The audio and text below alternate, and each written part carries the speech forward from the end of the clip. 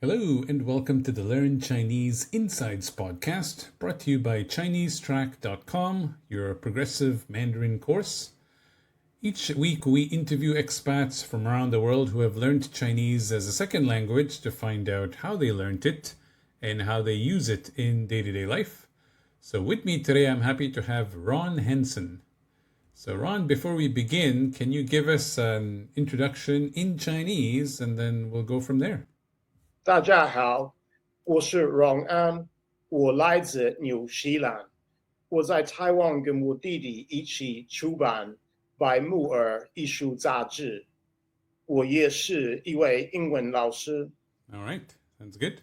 So just you said you came with your brother to Taiwan from New Zealand? Yeah, I first came to Taiwan way back in 2000, a long time ago. I haven't been here the whole time since then. I came by myself, and then my brother came a few months later. So what brought you to Taiwan in the first place? Originally, I was just going to come here for 1 year to teach English and just try it out, learn a little bit of Chinese, just have an adventure and see what it was like. I'd spent a lot of time in Europe and America, but I'd never been anywhere in Asia before, so I was curious to give it a try. And I'd just completed an English literature degree and heard that you could get jobs teaching English. So I just thought, yeah, let's come over and give it a go. And all these years later, almost 24 years later, I'm still here. So Nice. So then you mentioned learning Chinese. So when you came here, was that your goal right away to learn some Chinese? it was a goal. When I first came here, I did a little bit of basic Chinese at TLI, Taipei Language Institute. They've got a branch in Taichung where I live, and I just learned some very basic Chinese and enough to just order meals, catch taxis, just arrange meeting times, just very basic stuff. And then I just sat at that level for about 15, 16 years because I was at that time very busy teaching and also establishing my magazine. But then in 2017, I got a scholarship to go to Donghai University and did 5 semesters there. And so I started taking it more seriously after that. So the first time you had learned Chinese at TLI, was that also with characters, reading, writing, everything? No, I learned with doing. Okay. So up until about 7 years ago, I couldn't read a single character because at that time I didn't know if I was going to be in Taiwan for a long time. I didn't know if it was something I wanted to invest in. So I just wanted to learn some basic Chinese. But I did learn that really you do need to learn the characters because it's very difficult to absorb a lot of vocabulary if you can't read at all. There's many expats who live here who have learned some Chinese, but they just skip characters all along. So can you tell me what difference that makes if you can learn the characters? Because it's a pretty limited sound palette. It's more in the tones. Without something to latch onto, it's hard to connect it to anything. There's so many different words using similar sounds. So it's very hard to connect it to anything to just have it stick in your mind. And the other thing is just when you're out and about walking around, you're seeing characters everywhere, and that's reinforcing your learning. And you're being reminded of stuff. If you don't have that, then it just kind of floats in and out, and it doesn't stick. Mm-hmm. So I really feel like if you want to learn a reasonable amount of vocabulary, you need to learn characters. So I assume at Donghai you had to learn how to read and write as well? Yeah. Every week we had a practice, a Tingxie, and we had to have a list of words memorized and had to write it down. That was pretty difficult for me because my classmates were all mostly Japanese, so the reading and writing part really wasn't very hard for them, whereas for me it was an incredible challenge.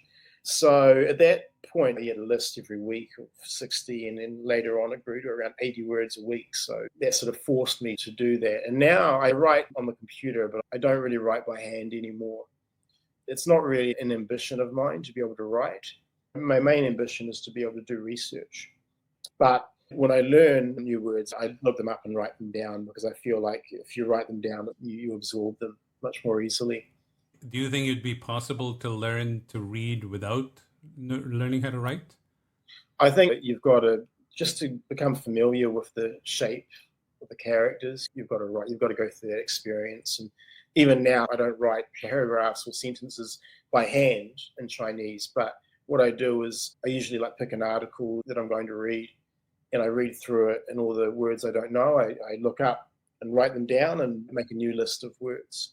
Mm-hmm. And then once I've completed the article, then I'll memorize that list, and then I'll read the article again. So you mentioned learning to read so you can do some research. So what kind of research are you doing? Well, I'm a writer and a journalist, and so my breakthrough with Chinese, with reading, was in 2020. I was doing a lot of reporting on the COVID response here, and at that time, my reading was very limited, and I found that I just couldn't get enough information in English. Mm-hmm. So I started learning to read news articles about the pandemic, and I found that was a real breakthrough, because if you focus on one area, you start building up the vocabulary, and that vocabulary just keeps repeating itself. So at the beginning, it was very difficult, but then I found that after a while, I could read about this one topic fairly fluently, but anything outside of that topic, I still had a lot of difficulty with. But that was a real personal breakthrough. So then after that, I'd just choose another topic and then just focus on that. And then so I do a lot of writing for Asia and New Zealand Foundation. And again, a lot of the information I need is not in English. And beyond that, you just, by reading it in Chinese, you just get more of a feeling for it. Just feels, you get more of a local flavor, and that affects my writing and just the sort of the feeling I have for the topic. So my brother and I wrote a really long article about the Handanya festival in Taiwan. It's an extreme religious festival where people stand on a palanquin just wearing red shorts and a headband, and they get blasted by fireworks in order to please the god Handanya. And it's believed that that will bring blessings, and they'll have good fortune if they do that, and it's good for business and so forth. And so we wanted to research this topic, and there was just very little information in English. And so we had to do it in Chinese, and we actually worked with a friend whose level is much higher than ours. He's studied classical Chinese, and he's at a really high level. But we found that our level was sufficient to be able to engage, to work on it, but we needed that help to make sure we weren't messing it up, make sure we were understanding it correctly. Again, it was like focusing on one topic. There's very little information in English. And also, I interviewed a filmmaker, and she did all her answers in Chinese. Then we got a friend to actually help us transcribe that. And so we couldn't have done that article without being able to read a bit. And we also watched a documentary on it that was in Chinese, and that's got the subtitles, so that's useful. So you can pause it and slow it down a bit, look up the words you don't know. So for me, that's probably my number one reason, is I like to write, and I want to be able to write about stuff in Taiwan. And it's really exciting to be able to write about topics that aren't accessible in English and make them accessible. So that's probably my number one motivation. So you mentioned earlier your procedure for learning new topics. So you'll read an article and then new words. What's your process? How do you get it from a new word to remembering it? Yeah, well, I found at the beginning it's kind of simple when you're first starting, because every week you've got like a chapter and there's a list of words at the beginning, and you've got to memorize those. And if you don't memorize them, then you kind of get humiliated in class. So that's kind of simple. But I think what I found initially is that once you've done a few textbooks and once you're no longer in that kind of a school environment, how do you still continue to really amass vocabulary at a reasonable rate? Because you don't want to just learn a word here, a word there. You want to be continuing that process that I had at university, where I was learning 80 words a week or so. And so what I do now is I choose a topic. So for example, I wrote an article on a craft beer label. I'm wearing the t-shirt here actually. This is started by a New Zealander called Ugly Heart. And again, there was very little information in English. So what I did is I compiled all the articles in Chinese, and then I printed them all off. And then I start reading, and then every word I don't know, I look up and then I write it down. And then so what I'm doing is I'm creating my own word lists, just like I had when I was at university with the textbook. But with the textbook, they gave you a text and it was the word list. Now I'm like choosing a text, but I'm creating my own word list. And then when I get to the end of the article, I then review the list of words that I've created and then memorize them until I've got them pretty well down. And then I read the article again. And then that second time it's starting to sort of connect, because the first time you're reading it, because there's a lot of new vocabulary, it's kind of stilted, it's not really flowing. And then I'll even read it a third time, because I remember when I was a student studying Shakespeare back in my first year of university, that's how I learned Shakespeare, right? Like, it's not as challenging as learning Chinese, but there are a lot of words you don't, that era of English is very different to modern day English. So there were a lot of words I'd have to know. And then what I would do then is I would write down all the ones I didn't know, then learn them, and then I'd read the play again. And then I'd go and listen to a BBC production. And then it would finally start the third time was when it started to actually click. And so I just kind of tried to adapt that approach to learning Chinese. So at the moment, I'm researching a Taiwanese artist who unfortunately passed away a couple of years ago. And again, there's almost no information in English, a reasonable amount in Chinese. So I just printed it all off, and I've almost made it through all that material and created my word list. And now I have 3 one-hour classes a week. I study TLI just online. Mm-hmm. And with one of my teachers who's got quite a strong arts background, once a week I read through one of those articles with her. So I've gone through this process of 1, reading it, looking up the words I don't know, writing them down. 2, memorizing those words. 3, reading the article again. And then the last stage is to go through it with my teacher. And then by the end of that, it's like, okay, I've got it pretty well. I mean, you never get anything perfectly, but well enough to move forward. So that's my own process. So you prefer to actually print these out and you're looking them up manually in a dictionary? Yeah, I use an app, Pleco. Okay. And, Pleco, if anyone learning Chinese, Pleco is Pleco is a really good app. Yeah. Because you can use Pinyin to look up the word, or you can just use your finger and write the character and then it'll come up. I just find myself that, 1, I enjoy it a lot more if it's on paper. Mm-hmm. It's just more enjoyable for me. And 2, I just think you remember things a lot better. Things stick a lot better. I mean, I do sometimes go on and read the article later online and sometimes use Google Translate to help a little bit. Yeah. Because then you can just copy and paste or whatever. But I really find if I'm seriously trying to learn some stuff, then I'll print it off and then I'll go to a cafe and have a coffee, and I enjoy it. I find it's like a hobby.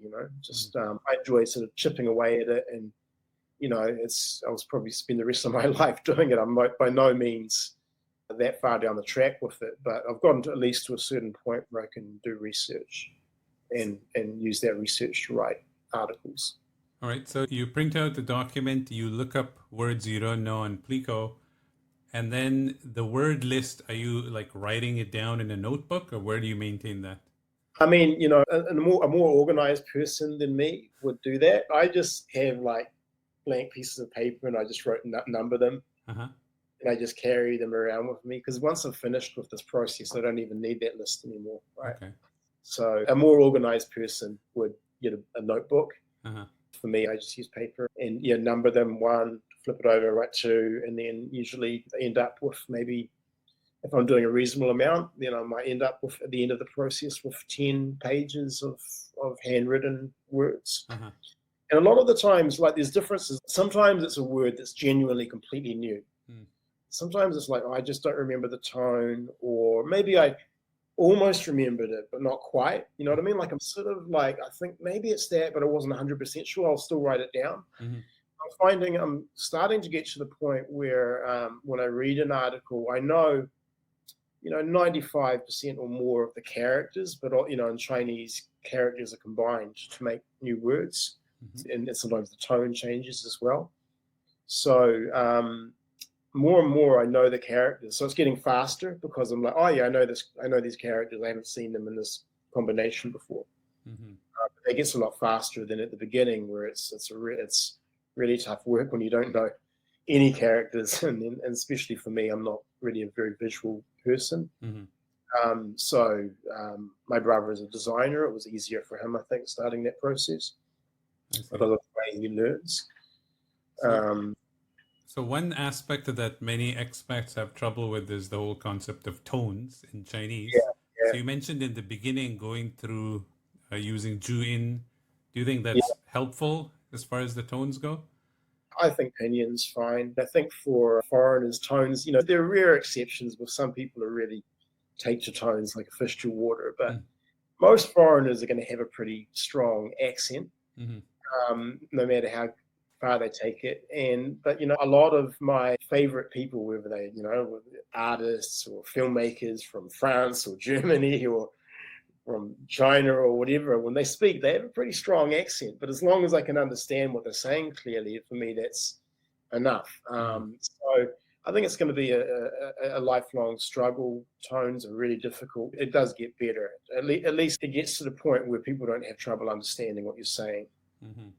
Whereas at the beginning, I remember like going into a restaurant trying to order a green tea, and they came back with this big fish, and I was like, so I had all sorts of disasters. And for me, I find still speaking the hardest bit because I just get a mental block with it. I feel self-conscious about it. Mhm. With people I know well, with my teachers, with my wife, I feel it's good friends. It flows. It's just really, but I still sort of seize up in the public situation.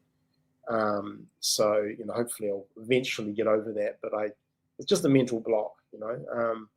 Partly because I'm a writer and I can't use Chinese in the way that I can use English. So it's frustrating. I need to sort of let go of those expectations. Mhm. But I think you've also got to take the humility of the enterprise is healthy. It's good to be humble. Mhm. It's a healthy thing to be in a position where you're not in a dominant position and that you're learning, and you learn a lot from that. It's good for you. And because I think that's what stops a lot of people from learning is they don't like feeling in that sort of vulnerable position, or even occasionally having people laugh at you or whatever. And that's a real obstacle for getting started in it. But you've just got to get over it and as best as you can, and view that as healthy. You Mhm. know, we're all beginners and different, depends on in different contexts. Sure. So in your day-to-day life, you mentioned using the Chinese for your research. Apart from that, just being able to speak Chinese while living here, does that help you out? Well, obviously, just the basic stuff, but that hasn't been an issue for a long time. I was catching a taxi or order, or you get a phone call from the tax department, or any of that kind of stuff. Obviously, it's a real headache when you can't take care of that stuff.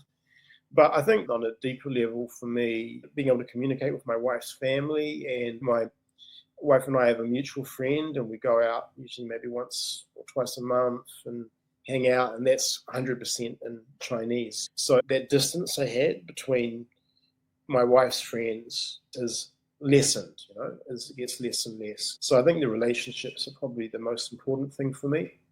Just feeling more involved in my environment. It's quite isolating when you don't understand anything that's being said around you. It's just very isolating. So the more you understand, the more tuned in, the more connected you feel to the environment, and it becomes a new challenge. Because when you first come here, everything's new and it's this sort of exciting thing, but then that kind of wears off after a while.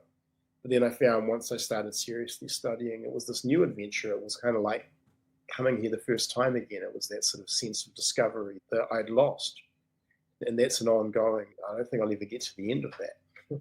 But it's certainly getting better. I'm a long way away from my goals, but we'll keep working towards them. What's your goal? I'd like to really achieve total fluency. Hmm. I mean, when I say total, I mean there's always going to be hiccups, but just to not be at a disadvantage. Mhm.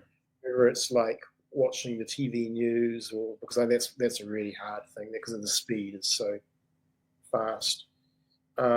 Just to be able to, not have a handicap, whether I'm in a social situation or just to be on a par with a native speaker with all my personal quirks, Mhm. accent, and so forth. And So um, the approach you've been taking with the research on the articles, for example, so as you learn that vocabulary, do you find that now when you're watching the news, you kind of recognize more of what's been spoken? more and more, and I like going to Taiwanese movies. Hmm. I find that enjoyable. I mean, it's a lot easier when you've got the characters, right? When there's no characters, it's much harder. But when you've got those two things to go on, Sometimes when I'm watching something, it's just really fluent. I'm like, feel like, wow, I'm really breaking through. And then the next day you watch a different clip and you're like, so often depends on the subject, the speaker, because I mean, even in English, there's a lot of areas of English where I'm lost, or I'm a baseball fan. If I talk about baseball around my mother, she's just completely lost. I may as well be speaking Chinese. Mm-hmm. So there's all these different contexts, but I find that increasingly I'm pretty good with watching interviews because that's at a more conversational pace and a more conversational tone. But news items are really, I find, quite challenging. But I will force myself to watch them, and then again watch them again. Like sometimes I do. I'll stop and pause them, look up the word, write it down, and then watch it again. And so I do that a lot. I still find it like out in public, it's harder. Like for example, when they're talking to microphone, again, it's like not very clear. And it depends on the speaker. Like my Chinese teachers all speak very clearly, but in the real world, most people don't speak very clearly. So, that takes some getting used to, whether you're at the market or in a taxi or wherever, or just people speak quickly. And then there's the whole other thing of just sort of slang and all that kind of stuff. I'm still pretty lost with that. Same with, I guess, reading characters. When people handwrite, it looks very different, right? Than the I have a proper real trouble with handwriting, because I don't know, I'm not so familiar with it that any sort of major deviation. Yeah, the cursive, they'll have their own rules for that. Yeah, I find it really hard writing handwriting. I mean, there aren't many situations where I need to read handwriting. And if I did need to read handwriting all the time, I'm sure I'd get better at it. Mm-hmm. So handwriting is very difficult. So, and when I write it out, I like to, one advantage of printing off stuff is I can enlarge the font size. I like to have, it's just better for your eyes, so, and it's more, more enjoyable. When it's really small and you're sort of having to squint, I find that is more difficult and it's just not as enjoyable. All right. So looking back at your learning process, is there anything you would have done differently? Like, did you find like one approach worked better for you than another? I think, well, I wish I had started earlier. As I say, I first moved here 24 years ago. Uh-huh. And I didn't really start seriously learning until late 2017. It reminds me because I had Japanese classmates and they freeze up as well because they're too worried about making mistakes. Whereas I've got an American friend who hasn't been learning for that long, but he's making really fast progress. And he doesn't worry about it at all. He doesn't feel self-conscious about it. I'm way too self-conscious about it. So I still have made, I need to get over that. And I don't know why. It's some people, but he doesn't, he just goes out and he makes pretty fast progress because of it, because he's not holding back. Sure. Not tripping himself up. But I would have started learning characters. The biggest mistake I made is at the beginning thinking, I'm not worried about learning to read or write. I just want to learn to speak and not learning characters. And being intimidated by the characters, whereas rather than seeing it as an exciting challenge. But you've got to adjust your mindset. If you look at the whole thing, it's intimidating and you'll never get there. But if you break it down into individual steps and components and set yourself goals, then it becomes different. So I think that's the thing, is that for years, just feeling overwhelmed and intimidated, like I can never do it. I can, once I started breaking things into giving myself goals and then just focus on those goals, don't worry about the big picture, just focus on those goals. And you can get a sense of progress and stop being so overwhelmed. I think that's, and don't worry about other people, just worry about yourself.